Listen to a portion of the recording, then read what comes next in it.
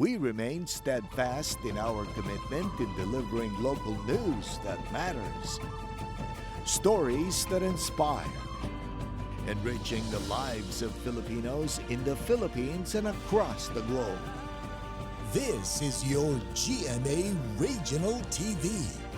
Buong puso para sa Pilipino. Ito ang Mornings with GMA Regional TV.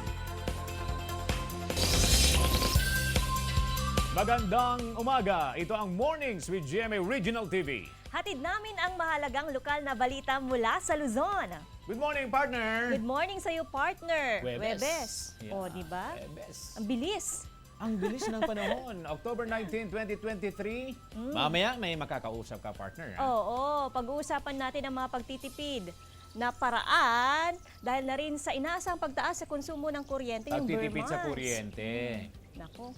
At ngayong araw din, napakahalagang araw na ito para sa mga kapuso natin dyan sa Ilocos Norte dahil may isasagawang GMA Masterclass, The Icons Series, dyan sa Pride of the North. Divine Word College of Lawag, may alma mater. Oy, Abangan sayang. natin yan. Sayang di ka doon. Narito na ang mga unang balita.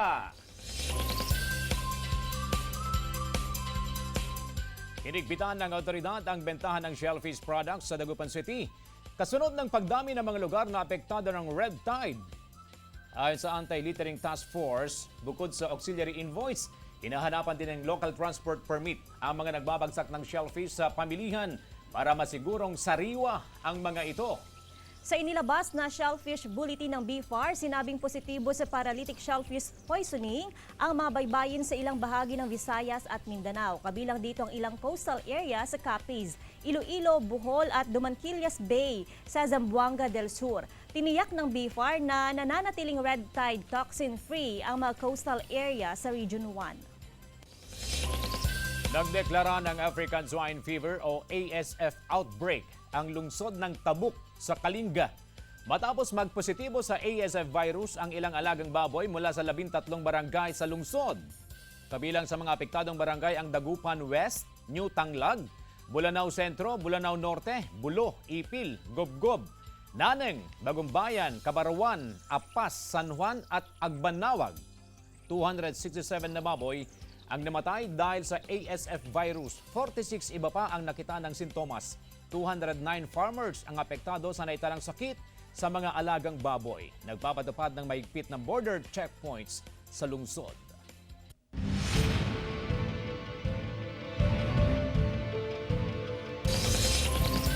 Pangangampanya para sa Barangay and SK Elections 2023, umarangkada na ngayong araw. May live report si Jasmine Gabriel Galban. Jasmine.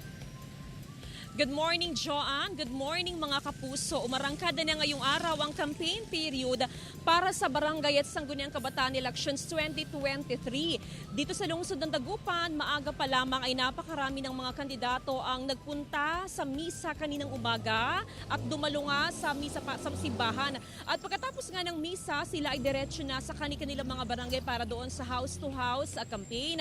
Ngayong umaga, Joanne, sa ating pag-ikot sa iba't ibang mga barangay sa lungsod ng Dagupan, ay talagang napakarami na mga campaign posters ang nakadikit sa iba't ibang mga lugar, partikular sa mga establishments, sa gate o pader ng mga bahay at maging sa mga tricycles ay meron ng mga campaign posters, tad na ng campaign posters ang iba't ibang mga lugar sa lungsod ng Dagupan. Ang panawagan lamang ng COMELEC ay sundin yung guidelines na ipinapatupad pagdating doon sa pagdidikit ng mga campaign posters. Una, syempre, doon sa tamang sukat ng mga campaign posters. Pangalawa ay doon sa mga tamang lugar kung saan lamang pwedeng ikabit o idikit yung mga campaign posters. Aside sa mga campaign posters ay intensify pa yung ginagawa naman na checkpoint ng kapulisan in relation pa rin sa campaign period para sa Barangay at Sangguniang Kabataan Elections. Dito sa ating naroroonan sa may Barangay Tapuak, napakaaga pa lamang ayan, ay meron ng ipinapatupad na checkpoint ang Dagupan City Police Office. Chine-check syempre yung mga dumadaan ng mga sasakyan dahil syempre importante rin na may patupad syempre yung security sa iba't ibang mga barangay. Samantala dyan, ayon sa COMELEC Provincial Office, bukas October 20 ay nakatakdang magkaroon ng Oplan Baklas ang COMELEC. October 20 ang schedule hanggang October 27. Joanna?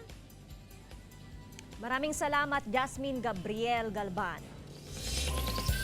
Kandidato sa pagkabarangay Kagawad, patay sa pamamaril sa Bukay Abra. Narito ang report. Patay ang kandidato sa pagiging barangay Kagawad na si Catalino Turalba Sr. matapos barilin sa barangay Bangbangkag, Bukay Abra. Ihahatid sana ng biktimang anak sa paaralan nang mangyari ang insidente. Ligtas ang anak ng biktima. Iniimbestigahan ng pulisya kung sino ang mga sospek at kung anong motibo sa pamamaril. Ayon sa COMELEC Abra, kabilang ang barangay Bangbangkag sa 8 barangay sa Bukay na inirekomendang sa ilalim sa orange category dahil sa presensya ng armadong grupo. Sa huling tala, aabot sa 200 kandidato sa buong probinsya ng Abra ang umatras na ng kanilang kandidatura para sa barangay at SK election sa October 30. Arestado ng PIDEA Cordillera si Alex Balteo, kandidato sa pagkapunong barangay sa Barangay Ala, Bontoc Mountain Province. Sa bisa ng search warrant, nakuha sa operasyon ang crystalline at liquid shabu na unang pagkakataon daw na ma-encounter ng operatiba. Mahigit 376,000 ang halaga ng iligal na droga. Na-recover din ang isang 9mm pistol at mga bala mula sa sospek. Biniberipika kung may dokumento ang baril. Wala pang pahayag ang sospek. Samantala, maituturing pa rin umanong kandidato para sa BSKE 2023 si Balteo base sa Omnibus Election Code. John Punsoy para sa Mornings with GMA Regional TV. Lubos ang pagdadalamhati ni Angelica Aguirre, ang kapatid ng namatay na Pangasinenseng OFW sa gitna ng kaguluhan sa Israel na si Angeline Aguirre Torre. Isa ring OFW sa Israel si Angelica. Kailangan daw ni Angelica na maging matatag para sa kanilang mga magulang at mga kapatid sa Pilipinas. Ilang araw na ang nakalipas simula nang namamatay si Angeline, pero hanggang ngayon hindi pa rin daw nakikita ni Angelica ang mga labi ng kapatid. Hindi raw siya uuwi sa Pilipinas hanggat hindi nakikita ang mga labi ng kapatid. Hiling din niya na sabay silang makauwi ng kapatid sa Pilipinas.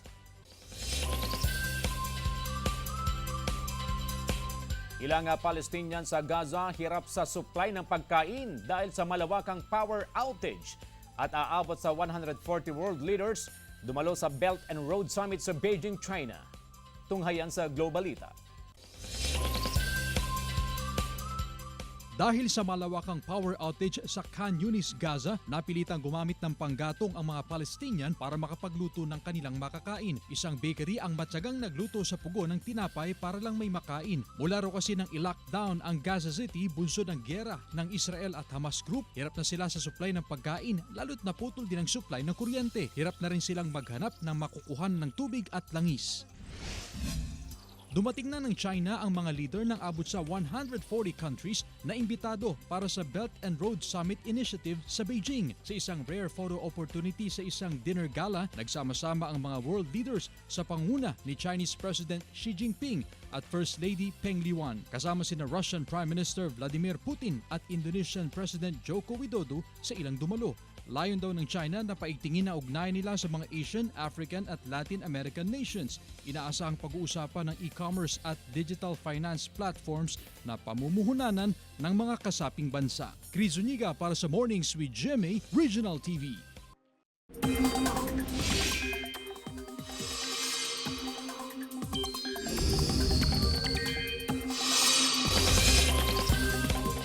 Mga kapuso, Northern at Central Luzon apektado ng northeasterly wind flow. Tutukan sa report. Mga kapuso, hindi lang mga local thunderstorm ang magdadala ng pag-ulan sa bansa ngayong araw. Ayon sa Pag-asa, apektado ng northeasterly wind flow ang Northern at Central Luzon, habang sa ilang panig naman ng Southern Luzon umiiral ang shear line o ang pagsasalubong ng malamig na northeasterly at mainit na easterlies. Ngayong umaga, asahan ng pag-ulan sa ilang bahagi ng Cagayan Valley Region at Aurora base sa rainfall forecast ng Metro Weather.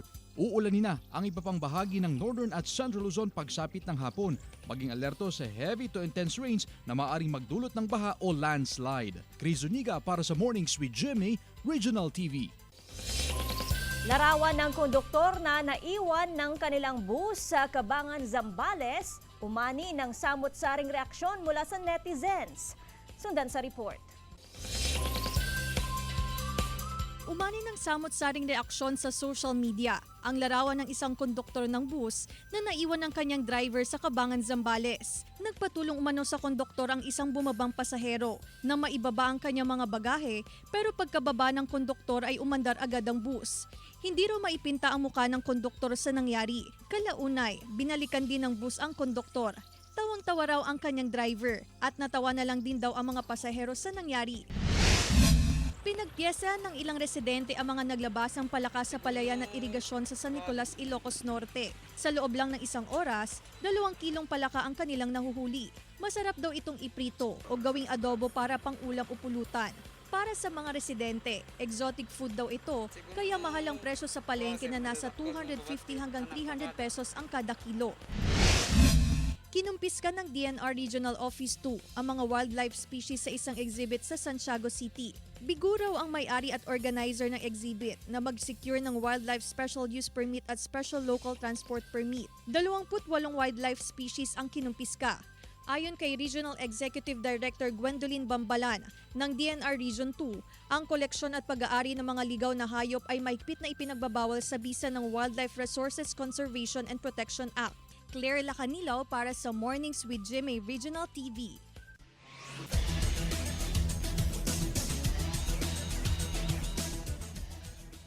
Mapua Cardinals na itala ang 5th game winning streak versus Arellano Chiefs sa score na 79-65. Tunghayan sa report. Dinominahan ng Mapua Cardinals ang laban nila kontra Arellano Chiefs sa pagpapatuloy ng men's basketball tournament ng NCAA Season 99. Bumida ang team captain ng Cardinals na si Warren Bonifacio sa kanyang double-double performance. Kumamada siya ng 14 points at 10 rebounds. Sa pagtatapos ng halftime, pinakain din ng alikabok ng Cardinals ang Chiefs sa kanilang 13-point lead, 43-30. Naitala ng Mapua ang kanilang 5th game winning streak laban sa Arellano, 79-65. Sa Game 2, binasag naman ng Letran Knights ang kanilang losing streak matapos talunin ang San Sebastian Golden Stags. Uminit ang laro sa 4th quarter dahil sa hard foul ni Enrico Bohorcelo sa pag-drive ni Rafael Ere. Pero dahil gigil ang Letran, nagwagi sila sa laro 86-71. Sundan bukas ang laro ng Binil Blazers kontra EAC Generals at San Pedro Red Lions kontra San Sebastian Golden Stags. 2 p.m. live sa GTV. Chris Zuniga para sa Mornings with Jimmy, Regional TV. Good news mga kapuso sa mga naghahanap ng trabaho, pagkakataon nyo ng maging bahagi ng GMA Network.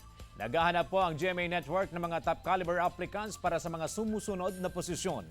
Ang sino mga interesadong aplikante ay maaari magpadala ng kanilang aplikasyon sa careers.gmanetwork.com. Mag-apply na at maging bahagi ng GMA, ang #1 network in the country.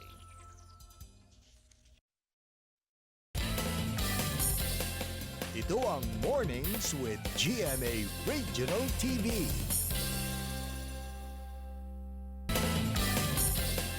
Ito ang Mornings with GMA Regional TV.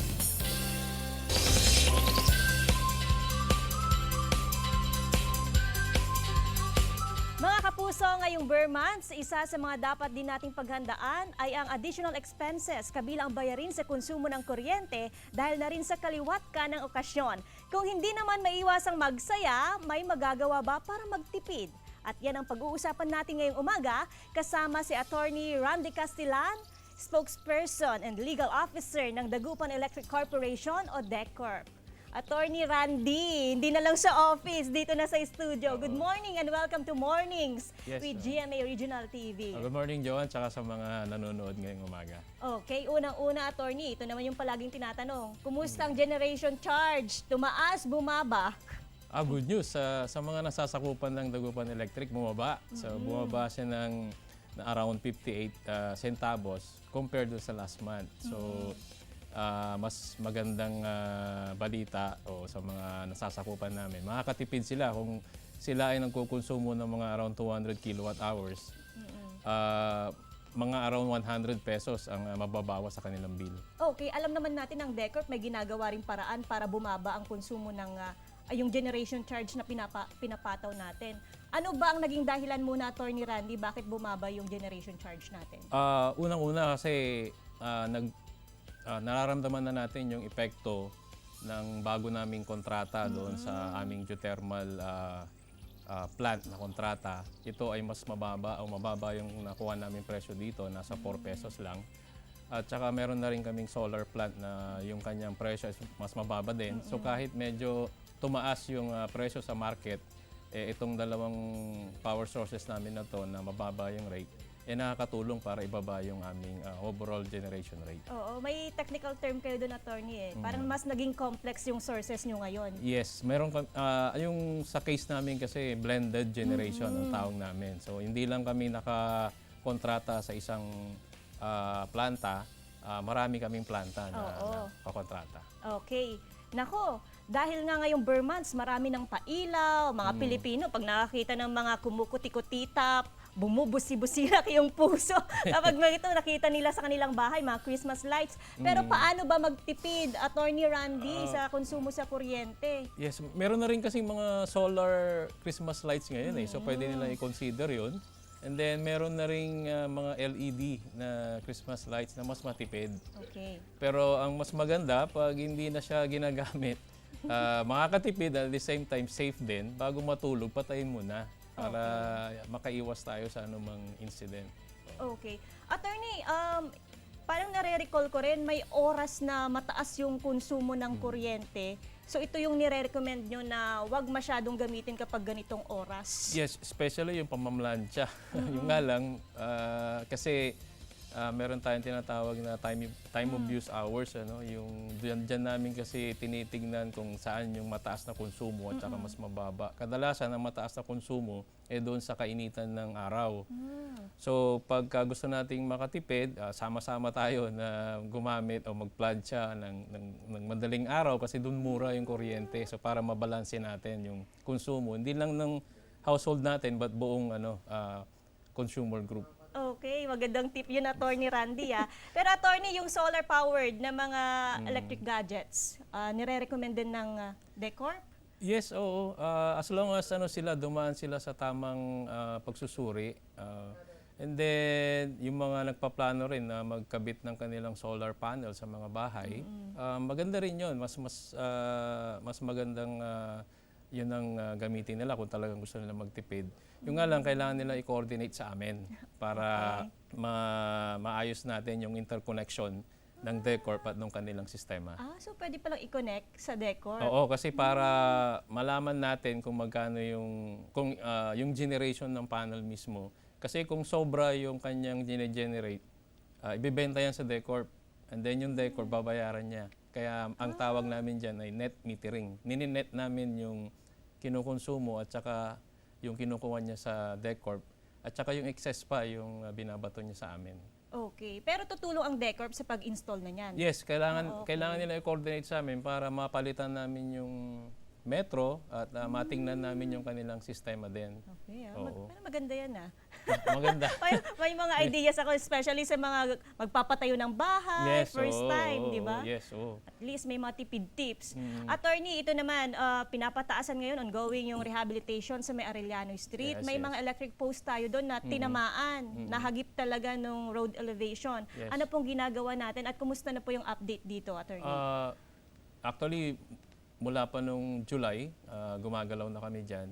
Pero this coming next week pala, October 23 onwards, lahat ng mga poste na naiwan na doon kasi napalitan na siya, i-withdraw na namin lahat yan. Kasabay na rin sana namin yung mga telecom companies at cable companies para yung kanilang mga attachments doon sa aming naiwang poste, mailipat na doon sa bago para hindi na po makaabala doon sa DPWH construction. Okay. At mas mataas na rin yung poles kasi nakita namin the last time parang lumalaylay na rin yung mga kable eh. Kasi ang baba na. Abot na ata, hindi naman. Parang igaganon mo lang maabot na, hindi Oo. naman. Mas mataas yung nilagay na namin doon. At saka nag-extend kami ng konti para makaiwas kami doon sa mga buildings. Linawin din natin, attorney, hindi affected ang power supply dito sa areas na ito. As much as possible, nililimit namin yung mga interruption. Kung kaya namin gawin siya ng live, ginagawa namin siya ng live. Pero kung kailangan namin maglipat ng mga linya o magkagkad ng bagong linya, nagkakaroon din ng mga interruption, pinakamahaba dyan 6 hours, kagaya nung nangyari kahapon. And then sa Sabado, magkakaroon din ng mga 6 hours na interruption sa may area ng yung school na yung PINMA up to doon sa UDD. Okay, 6 hours. Naku, sa Saturday yan. Siguro ipopost na rin. Posted naman na siguro yan sa Posted naman na DepCorp. siya at naipadala na namin din sa mga radio. Okay, and television. television. Attorney Randy, ano po ang direction ng DepCorp in the coming years? Hopefully, maging paperless transaction yung aming mga transactions sa DepCorp. At sana rin mas dumami yung mga renewable power sources para doon na kami, yung aming next na supply agreement ay makuha namin sa mga renewable. And then, parating na rin yung requirement ng EVIDA law, ito yung electric mga vehicles. So, papunta na rin yung industry dyan at kakailanganin yung cooperation ng mga electric companies sa pagpapatayo ng mga charging stations. Kasi marami na rin nagpo-purchase ngayon ng mga electric vehicles. Yung nga lang, karamihan mga hybrid pa. Pero yung mga full electric vehicles, kokonti pa kasi hindi pa ganun karami yung mga charging stations. Okay po. Attorney, kasi ngayon election period, at Yes, especially ngayon nag-umpisa na yung campaign period. October 30, ito na yung mismong araw ng eleksyon. Power supply natin. Sa ngayon, wala naman kami nakikitang kakulangan sa supply. Malaki naman yung ating reserve. Huwag lang sana magkaroon ng mga problema sa transmission and then sa mga planta at tuloy-tuloy lang yung supply. Ngayon, every election period naman, binibigyan kami ng listahan ng COMELEC kung ano yung mga polling places and then pinupuntahan namin to isa-isa. Okay. At chine-check namin yung kanilang mga connections and then yung mga transformer nilo-load check namin. And then nakiki-coordinate na rin kami dun sa kanilang mga electricians para ayusin din yung kanilang mga load side wires na tinatawag. Okay. Attorney, siguro yung message natin sa public, especially pag may mga notices tayo, saan Yeah. ba sila pwedeng pumunta, pwedeng bisitahin nila na social media accounts? Kasi kung minsan, hindi naman na kailangan i-broadcast, mas advanced kayo sa social Yes. media accounts nyo. Meron kaming text blasting. Kung pupunta lang po doon sa aming DepCorp Facebook page and then meron din po kami nakapin doon. At sundan lang po yung mga mechanics doon, instruction para ma-register po kayo. Lahat ng mga notices namin ay napapadala na through text pag naka-register ka doon. So yun po. And then isa pong importante na gustong ipamahagi o ipaalam ng ERC, ito po yung lifeline rate discount. Hopefully yung mga kasama natin o mga customers namin na nasa 4-piece na listahan o kaya yung mga wala naman sa 4-piece pero sila ay marginalized at ang kanilang income ay 12,000 and below. Pumunta lang po sa malapit na DepCorp offices at mag-register para maka-avail po tayo ng discount. Wow, may discount din Yes, pala ang sir. DepCorp. Naku, maraming salamat, Attorney Randy Castillan, at ingat kayo palagi. Okay, thank you. Diyan lamang po kayo mga kapuso, magbabalik ang Mornings with GMA Regional TV. Ito ang Mornings with GMA Regional TV.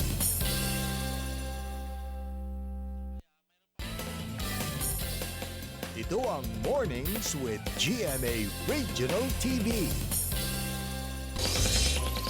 Malawakan ang isinasagawang home visitation ng Municipal Social Welfare and Development Office o MSWD sa mahigit 1,000 senior citizen sa Calasiao, Pangasinan.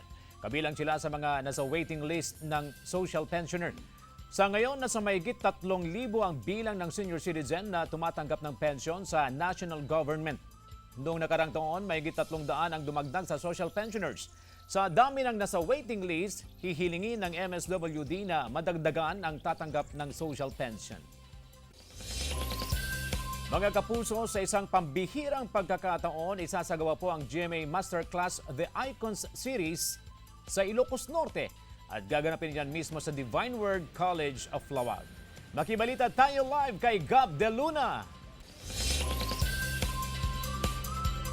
Gab, good mornings! Good morning, CJ. Ramdam ang excitement ng mga estudyante ng Divine Word College of Lawag dito sa Ilocos Norte para sa gaganapin ngayong araw na GMA Masterclass, The Icon Series.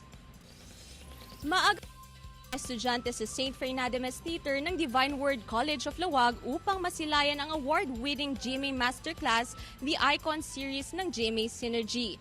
Pangungunahan ito ng Senior Vice President and Head of GMA Integrated News, Regional TV and Synergy na si Mr. Oliver Victor B. Amoroso. Pinakaabangan din ang speaker ng Masterclass Series na si Ms. Lizelle G. Maralag, Chief Marketing Officer ng GMA Network. Nakatakda niyang ibahagi ang kanyang journey kung paano niya nakamit ang integridad, kahusayan at tagumpay. Akmang-akma ang pag-uusapan sa mga core values ng paaralan. Tiyak na maraming matututunan ng mga estudyante dito sa Pride of the North, Divine Word College of Lawag. Samantala, CJ, bukas October 20, gaganapin naman ang GMA Masterclass The Icon Series sa Ilocos Sur Polytechnic State College, 9 a.m. ng umaga. Yan muna ang latest dito sa Ilocos Norte. Balik sa iyo, CJ. Maraming salamat, Gab De Luna. Katrina Halili gaganap bilang Romana sa Black Rider. Tunghayan sa report.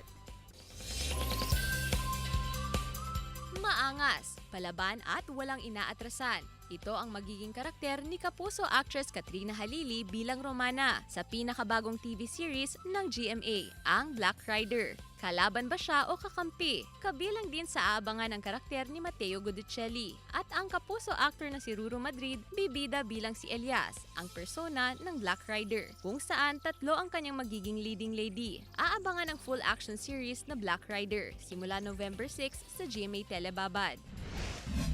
Hindi ngayon alam ni Nakarding at Monique kung saan magtatago dahil sa dalawang grupo na humahunting sa kanila. Pero sa gitna nito, madidiskubre ni Monique ang maitim na balak ni Gilbert na ginagampanan ni Juancho Trevino. Habang tila mas lalo namang napapalapit ang loob ng dalawa dahil sa mga gusot na kinasasangkutan nila. Sundan ng mga nakakakilig at maaksyong eksena sa maging sino ka man. 8 p.m. pagkatapos ng 24 oras. Gab De Luna para sa Mornings with GMA Regional TV. Mga kapuso, gagawin naming mas inspiring ang inyong morning dahil oras na para sa ating hashtag Morning Feels.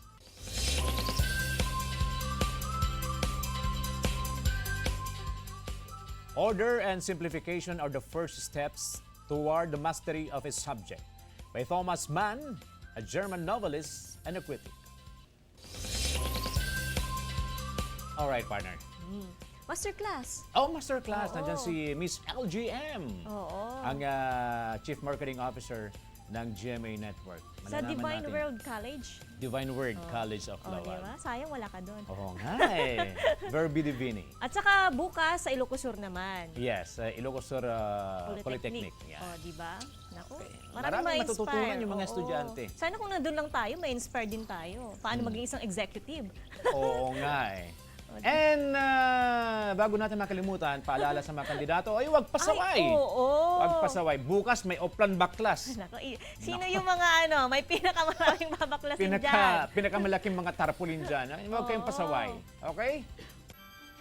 Mga kapuso, 67 days na lang. Pasko na! Maraming salamat mga kapuso sa pagtutok sa Mornings with GMA Regional TV. Samahan niyo kami mula Lunes hanggang Biyernes. Ako po si Joanne Punsoy. Maaaring mapanood ang ating episode sa www.gmaregionaltv.com at mag-subscribe sa official YouTube channel ng GMA Regional TV. Ako po si CJ Torida, buong puwersa para sa mas malaking misyon at mas malawak na paglilingkod sa bayan.